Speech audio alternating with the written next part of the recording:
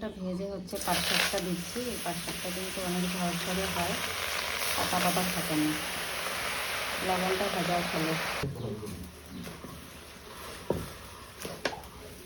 একটু নেড়ে চেড়ে হচ্ছে ঢাকনাটা দিয়ে দেবো, তাতে করে লবণটা হচ্ছে চারপাশে ভালো করে লেগে যায়।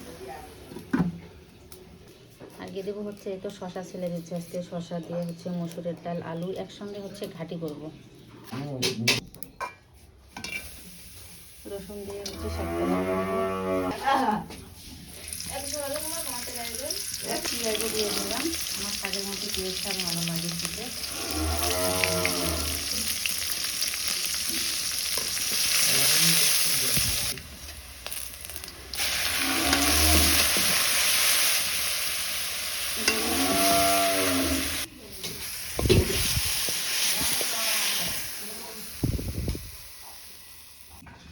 বিসমিল্লাহ, পেঁয়াজ দেবো,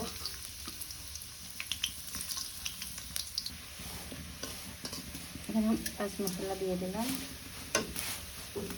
এখন দিয়ে দেবো হচ্ছে রসুন,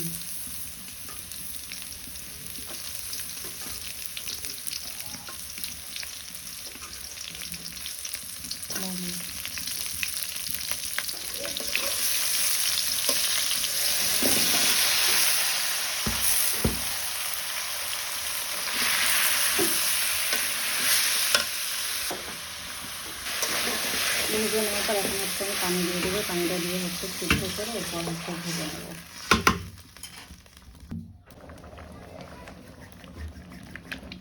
এটা এখন হচ্ছে একবারে আমি এভাবে ঘেটে নেবো, এই যে ডাল ঘুটনি দিয়ে। আপনারা চাইলে গোটা গোটা এইভাবে রেখে খেতে পারেন, তো আজকে আমি এইভাবেই রান্না করব।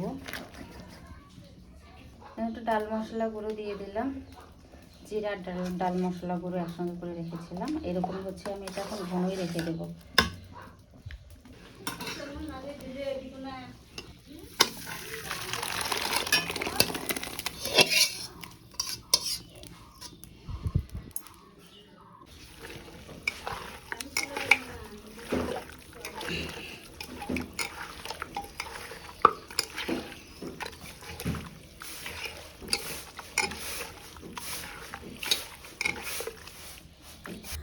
সকালবেলা ডাল আর ভাজি দিয়েই হচ্ছে খাওয়ার পর্ব শেষ।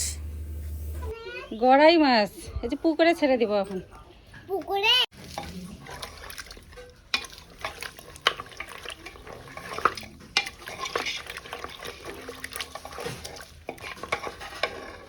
ভিডিওতে হচ্ছে আমি সরাসরি ভয়েস দিচ্ছিলাম। এখানে দেখেন গরু ছাগল হাঁস মুরগি সব কিছুরই কিন্তু আওয়াজ আছে, প্লিজ এই বিষয়টা একটু ইগনোর করবেন। আর যদি ভিডিওটা আপনাদের কাছে ভালো লাগে অবশ্যই একটু সুন্দর গঠনমূলক কমেন্টস করে যাবেন। সবাই ভালো থাকবেন, সুস্থ থাকবেন। আল্লাহ হাফেজ, শুভরাত্রি, আসসালামু আলাইকুম।